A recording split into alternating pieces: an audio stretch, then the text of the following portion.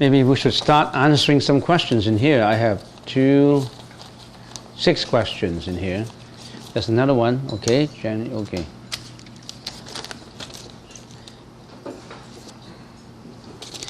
So, the first question, it says, even though we work to know ourselves through meditation, what about losing oneself in a group or through dancing, that is to say. Losing yourself through music and in a group of people can also bring bliss. How is this bliss different or the same? Is it different or the same? Well, it says you're involved in aerobic dance, you're involved in a dance, and you're involved in some music, and you lose yourself. You relax. You don't think of any worries. You have no anxiety. When you're listening to the music, you have no worries, you have no anxieties, and there's absolutely no other consequences other than that. And you say you lose yourself. I think what you mean by losing yourself is you got relaxed. You're not tense. You're free from all this mental anxiety and depressions. That's great. That's good. How is it different from? Is it different from the kind of joy in the meditation? It's different because you still have attachment, but not attachment. If you're attached to a bad thing, of course, that's good, no good. You're attached to alcoholic drinking. You're attached to luxury perfume, for example. You're attached to luxury food or dress or cars or material. That's no good. But sometimes you want to listen to music. You attach to music, but not frantically, attached. If you're crazy about it, that could be a problem too. For example, if you listen to music, the kind of music that you like at home, your brother hates it, your sister hates it, and because you want to be carried away, you want to lose yourself, you want to relax, that's the way you relax. You don't care about others. You just get losing yourself. You really lose yourself. You lose your cooperation with others. You lose your care with others. You just think about yourself because you want to listen to the music, and because you can achieve what you call bliss in that listening. If you start to be selfishly not caring for other people, is that right? It's not right either. So, attachment, if that kind of attachment is free from giving encumbrances or troubles to others, that's the first requirement. You want to listen to music that's not hurting anybody. However, some people get relaxed by watching certain movies, or they feel the excitement having inside by watching certain movies. They're also not hurting other people, but they're hurting their nature. For example, they're watching restricted movies and they find fun in doing it. And that's not right, because they're building up bad karma inside the nature. And if they keep on doing that, they would carry their conceptualization into action, and that's how they commit sexual misconduct. Now, if you lose yourself in certain kind of music, you have to watch out what that music will lead you to. Some music will lead you to a realm that's not too pleasurable. Some music will lead you to imagination that is not too pleasurable. You could be imagining about something when you're listening to that kind of music. And some people like to listen to soft music, some boisterous music. And some people like to listen to nostalgic music. And some people who were born in the 60s and 50s, they like to listen to, for example, I don't know, Nat King Cole or Frank Sinatra or you name it, Johnny Mathis, all those old nostalgic singers, and they were listening to it, they were thinking of the old past. And then they attached to the past because of the music. A little bit of attachment to the past remembrances of the past, especially of your forefathers' past good deeds to you, or remembrances of your mom, of your dad, of your grandfathers who have done good deeds to you, that kind of remembrance, good. That is good past reminiscence. However, if you're listening to certain music that instigate your remembrances of bad deeds, of child abuse, that's no good. So you can see, listening to music have so many facets you have to listen. You have to care about. Not just say, when I listen to music, I lose myself, and therefore that's the same as meditation bliss. No, you are just stereotyping. You're simplifying something that is so complicated. Because listening to music, you're attaching to something material. You're not freeing yourself from material. And who knows what that material will lead you to. The material may lead you to good things, to bad things, to indifferent things. That's the unknown. It will lead you to the unknown. So if you ask me, is it good to listen to music or to be involved in aerobic dancing? Some people they come for meditation on Saturday, on Sunday they go dancing. And depends on what kind of dances. If you're independently performing the exercise, it could be okay. But if that kind of dances involve body touch, that may instigate something else. And also when you're in the aerobic class, there's men and women, men looking at good-looking girls and girls looking at good-looking boys and all these things, all this mixture of feelings and all that, what would that lead to? Relationship? What that relationship will end up in?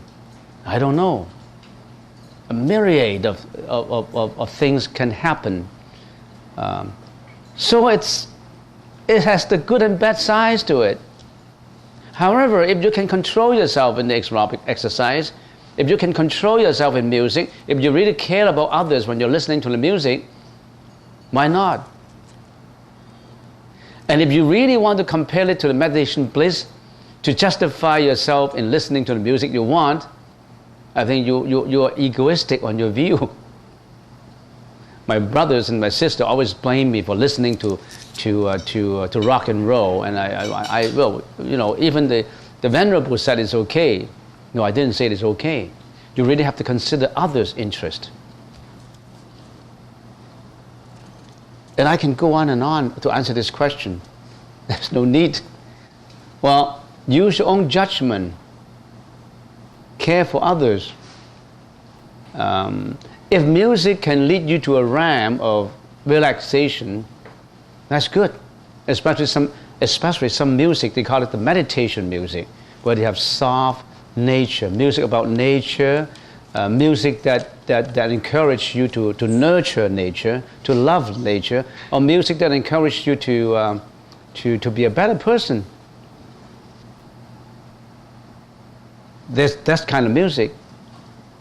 A music that can conjure up your patriotic feelings. That kind of music is good, but don't get carried away. That's enough for this question, I guess. Already 10 minutes. Next question.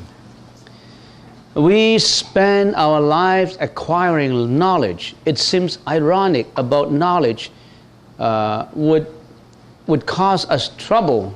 We have to let it go in order to achieve nirvana? Yeah, another question that is good. Another good question.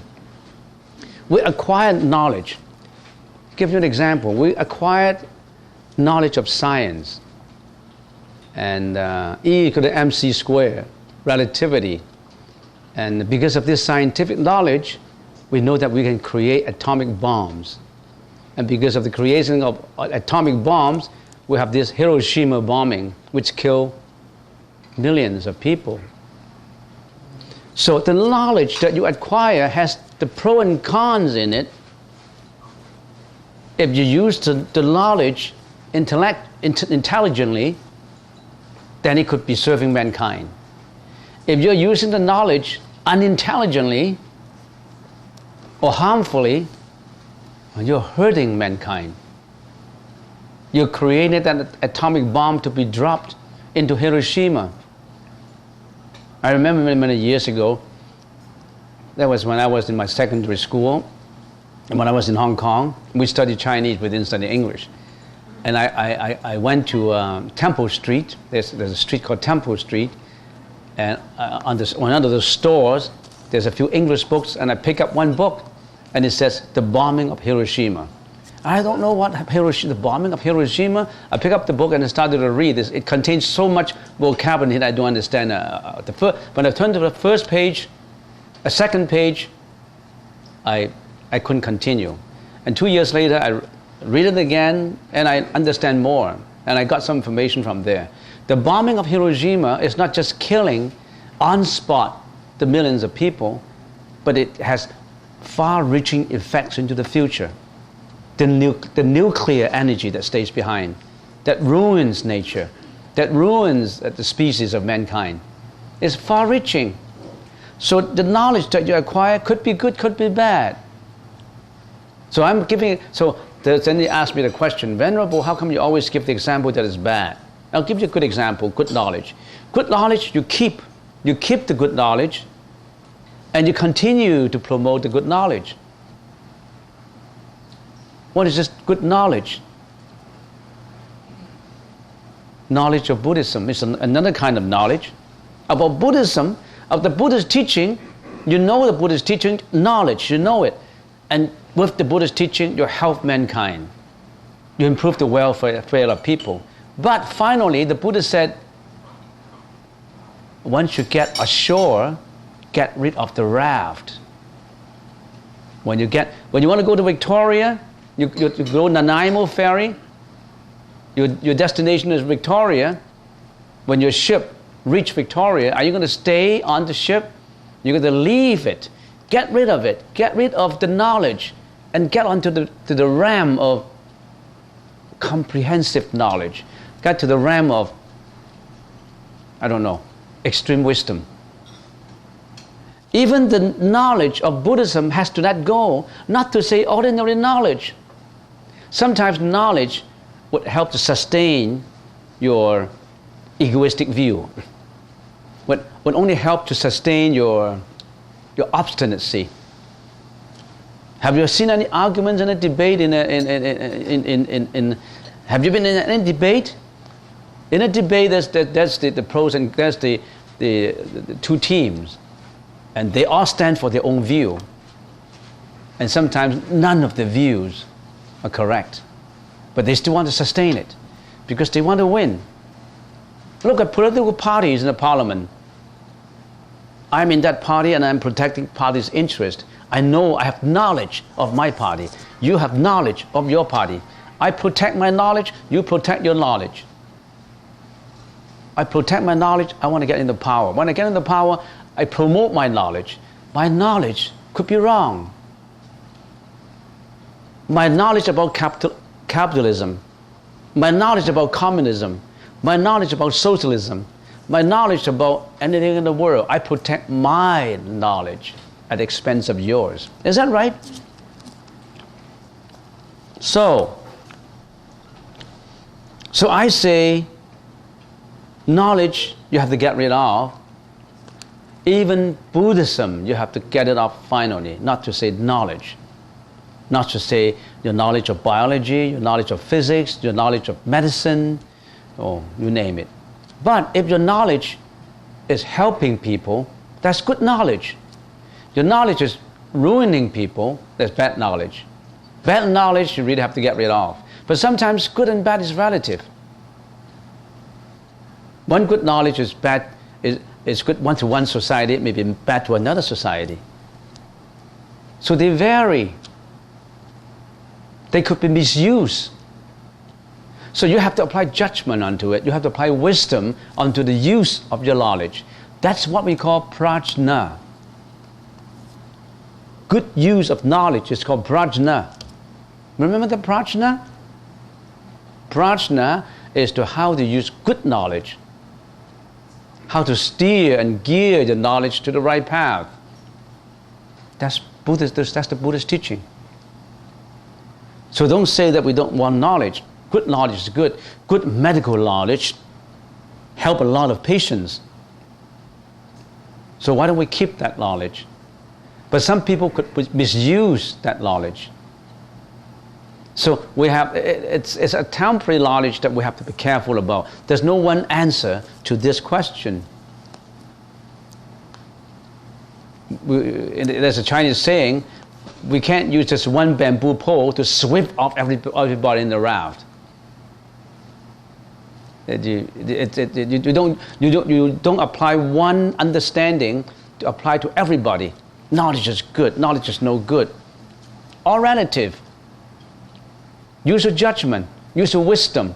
That's why in the 6 paramitas, we have what? We have charity, morality, endurance, and diligence, and meditation. And the 6th is what? Wisdom. You need wisdom to guide your meditation knowledge. You need wisdom to guide your morality knowledge. You need wisdom to guide your charity knowledge. You need wisdom to guide your endurance knowledge. Prajna. Okay, that's all for that. Next, it appears that a simpleton has the upper hand achieving nirvana since he's unable to think much or possess or he is not pressing for worldly possessions.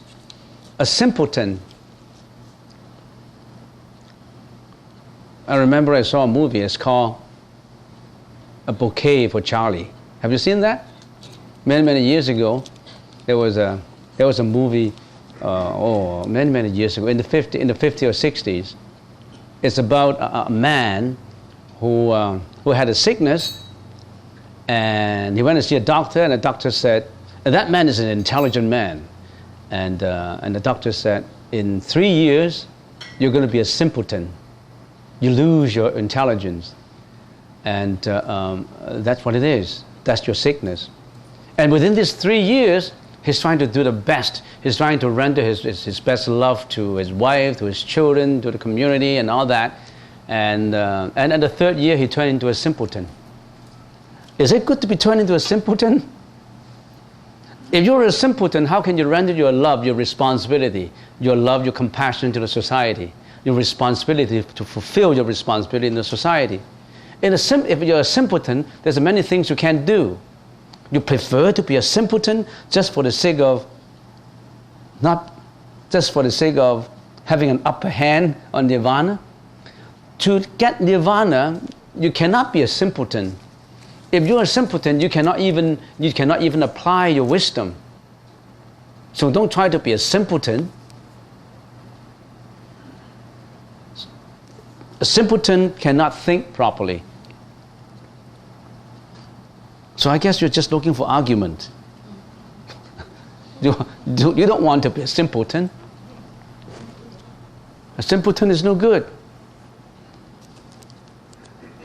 I don't think you'll be a simpleton when some food is presented to you. Which one do you pick? The best, the most delicious one. You won't be a simpleton. No one is a simpleton in here. So, a simpleton has an upper hand achieving nirvana. Well, why don't we say like this? If you are away from luxuries, if you don't attach to luxuries, you don't attach to the contemporary way of life, you want your life to be simple, and you want to be economical to you, you are frugal, you live on frugality even though you have the money, but you like the money to spend somewhere else to help others, whereas while you are leading a simple life. Not a simpleton in terms of the brain. You don't want to be simple. You don't want to be a simpleton in terms of your own brain. You want to be a simpleton in the fulfillment of your life, in your luxuries. You want to simplify it. You don't need the best car. You don't need the best house. You don't need all that. But you want to contribute that to the society. You lead a simple life. Many multimillionaires like that nowadays, more and more. I won't say many, but some. They live a luxurious life and they find out that that's no good. I want to be simple. So they wind up living in a village and they donate all their money out. And they find more happy leading a simple life. I think that's what you should mean by simplicity. Simplicity is beauty. Luxury is not. Simplicity is beauty. So don't try to be a simpleton in terms of your brain. Try to be a simpleton in terms of enjoyment of luxuries. Simplify your life. You don't need a Rolls Royce. A Volkswagen will do. You don't need a $6 million house, a mansion. A nice apartment nearby will do, close to the temple, so that you can come to the temple on Saturday to have meditation. So where some people here, they live very close to the temple, that's the simple life.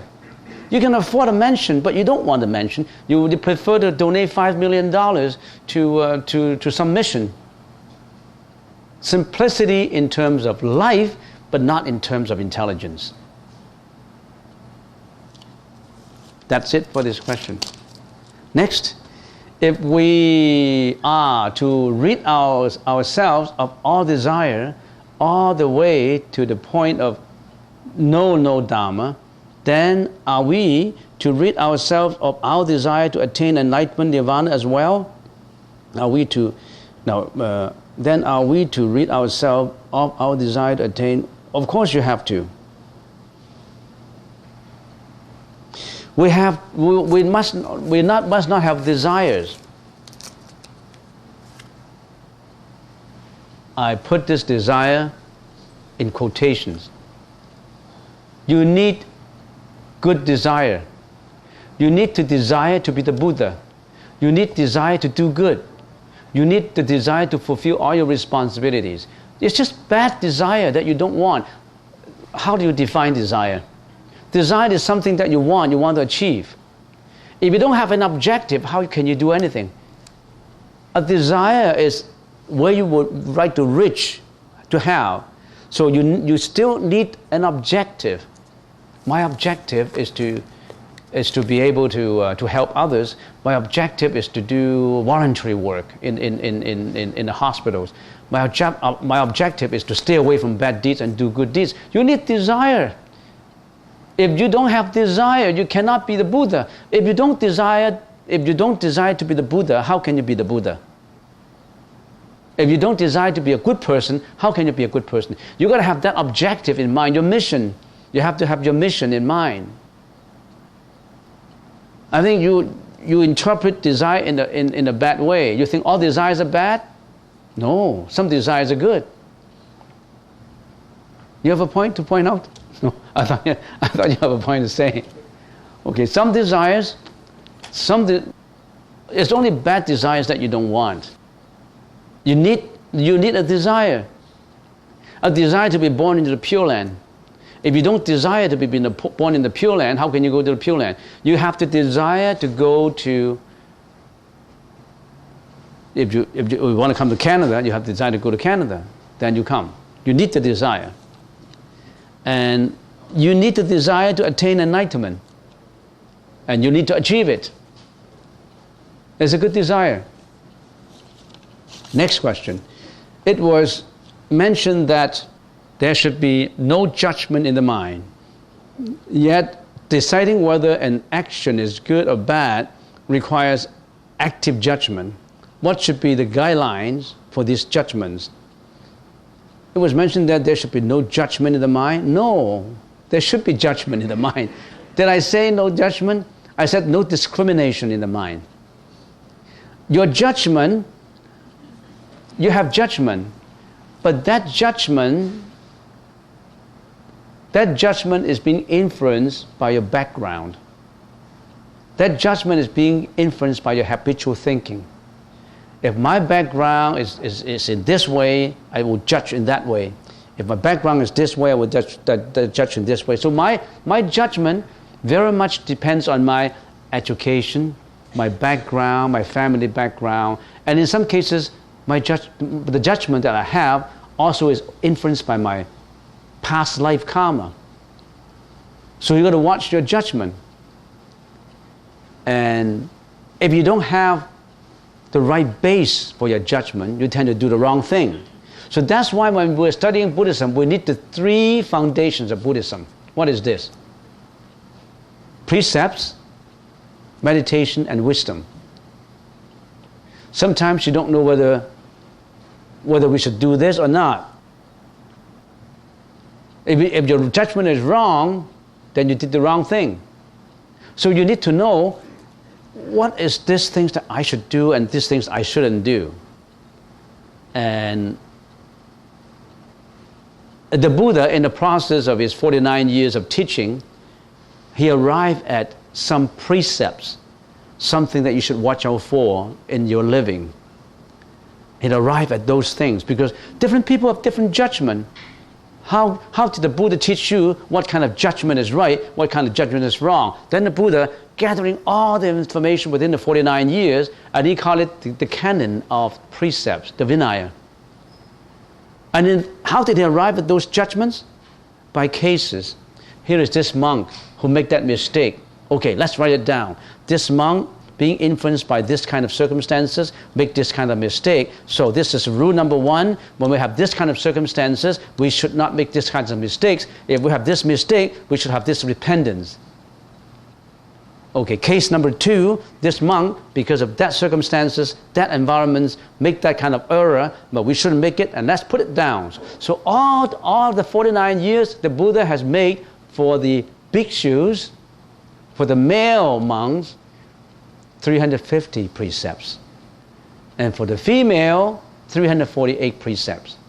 And if you follow those precepts, you will make as close to a good judgment as you can. Because what is contained in these precepts?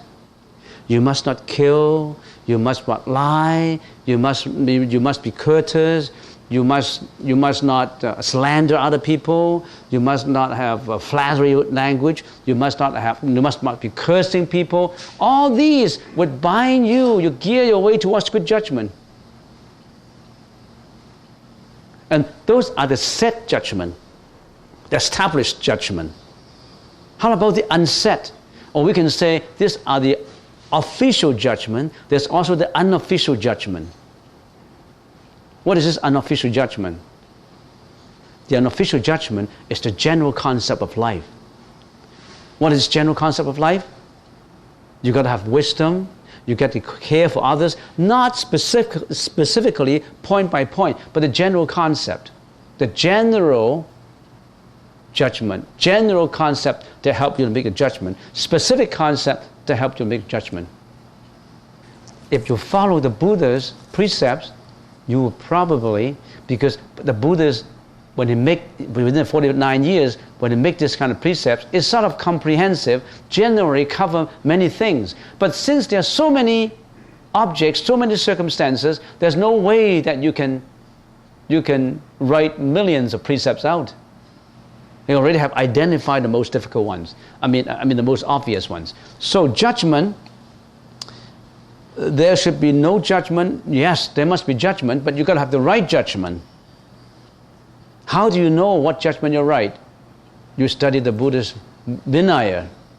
You study the general sutras. That's why we're studying the commentaries, we're studying the sutras. We find out what's the good judgment. But then you say, how do we know the judgment of the Buddha is right? There's some people who like that. How do we know the judgment of the Buddha is right? We know the judgment, we know certain judgment is right or wrong. First, we look at from the contemporary world's perspective. Is it hurting others or not hurting others? Is it beneficial or unbeneficial? That's the first criteria. If your judgment is rendered hurting others, that's not the right judgment for sure. I don't think anybody here would argue hurting others is the right judgment.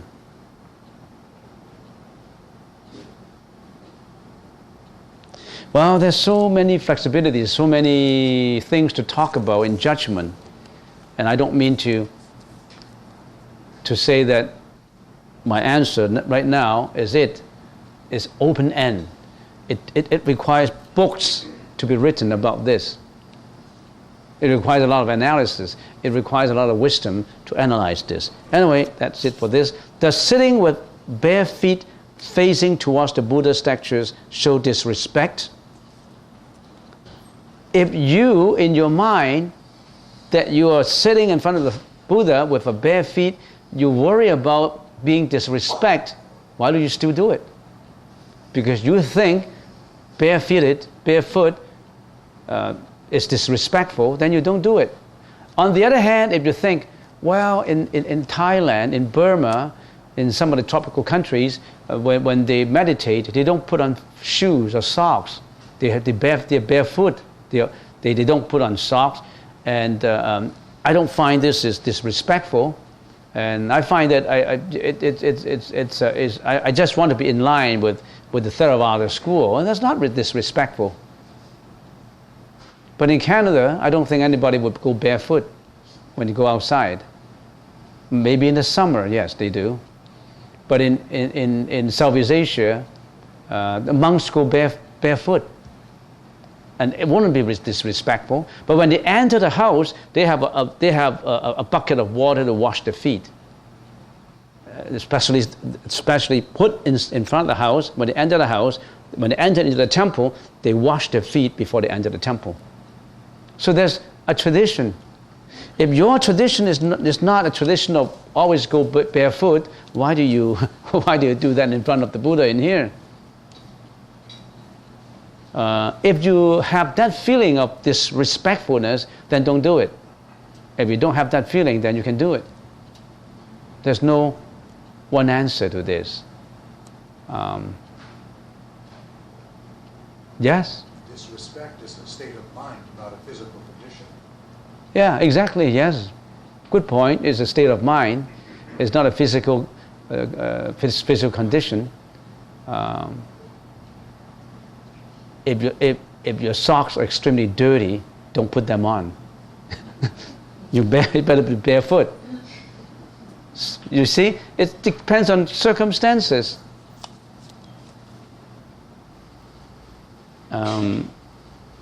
Keep your feet dry.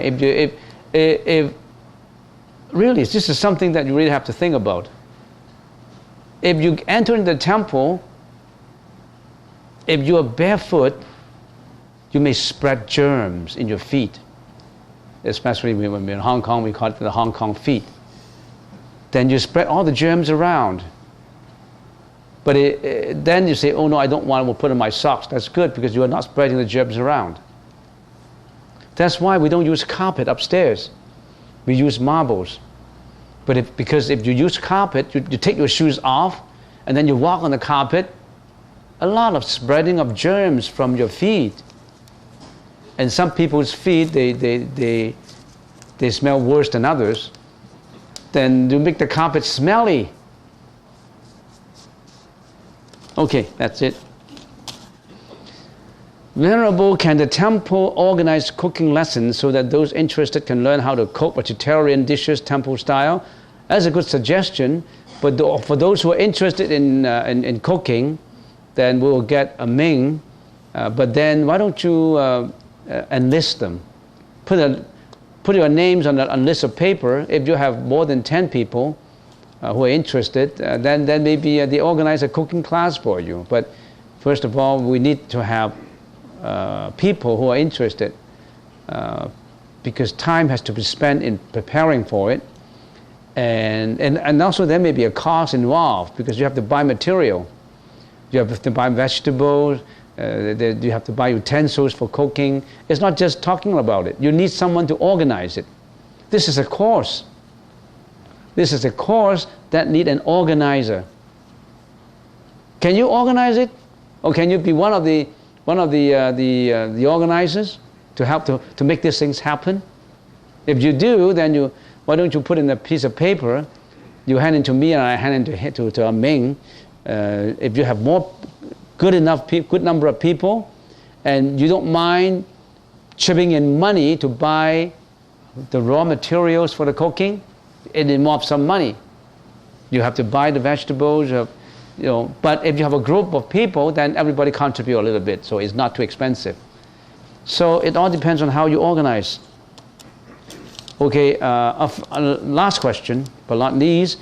A friend of mine who has been coming here for many years told me when he has to make an important decision, he always asks Buddha what to do by shaking the bamboo sticks in one of the hall here, and he always got the right answer. What is your opinion about this? Oh yeah, it happened. It happened in many cases like that. There was a woman who was pregnant, and they had 2 girls, and the man, being a Chinese who wants the hereditary trait to pass on from one generation to the other, would like a boy, because he already had 2 girls, and he doesn't want a 3rd daughter. He wanted a boy. And then this lady was pregnant, and she was worrying. Well, what happened if I have another girl? Then something's going to be bad. My husband won't be happy. So she came for shaking the oracle, we call it, shaking the bamboo stick. We call it the oracle, and asked, what is inside? Is it a boy or a girl? But before that, he already had checked it out from ultrasonic. The doctor said it was a girl, and he has been crying for days, and he wanted a confirmation whether the doctor was right that it was a girl. The doctor said it was a girl, so he came in and they shook the oracle and all that, and the bamboo sticks comes out, and I don't know what the number, and then he present the number to a pui or whoever in there, and then they find out the chip, and they read the English explanations, and it says it's a boy. And then the lady said, then I'm sure my doctor is right. How can my doctor be wrong and this oracle right? But she feels happy. And the final result is, there was a boy. So this oracle is even more exact in decision making than the doctor's words. But why? When she was shaking the oracle in front of the Bodhisattva, the Avalokitesvara Bodhisattva, maybe she was so involved in it. He had so much devotion, sincerity. He wanted an answer. Maybe he wanted help. And maybe he make a promise, she make a vow. If I had this, I know that this is going to be a girl, but can there be any miracle that make it into a boy? If it is a boy, I will do certain number of good deeds to repay the Bodhisattva. He's trying to talk the Bodhisattva into helping her to get a boy. And I don't know if it is a Bodhisattva or some other gods. There are a lot of gods, a lot of devas in the temple or in anywhere. And these devas, sometimes they listen to people and they like to fulfill people's wishes. And they are protecting Buddhism too. They're called Buddhism protectors. Now, if they know that if they grant your wish, you're going to go by the Buddha's teaching. In the future, you're going to be a good person. You're going to follow the righteous path. And just by changing it to a boy, maybe to the God, not the Buddha, not the Bodhisattva, could be just a God, it's an easy matter. So he just changed it. Not the Buddha. Maybe the Buddha didn't even have to bother. Or the Bodhisattva didn't even have to bother. It's just the gods. There's so many guardian angels, so many devas who are around helping people. When you're in trouble, we call them, in North America, we call them the guardian angels. In the Chinese language, we call them devas, or in the Indian language, devas. And they're helping people too. And they're also the evils, the devils. It works both ways. They're devils who are hurting people, ghosts hurting people. But if you're always chanting, if you have the righteous mind, if you're always chanting the mantra, you're following the right path, there will be more devas surrounding you and protecting you than devils. So make sure that you chant every day. You prostrate every day. You're building up your energy every day. Why is prostrating and chanting words would give you the energy? Well, that requires a lot of lecturing to tell you. Why? That requires a lot of time, and we're running out today. So I stop at this point. Okay.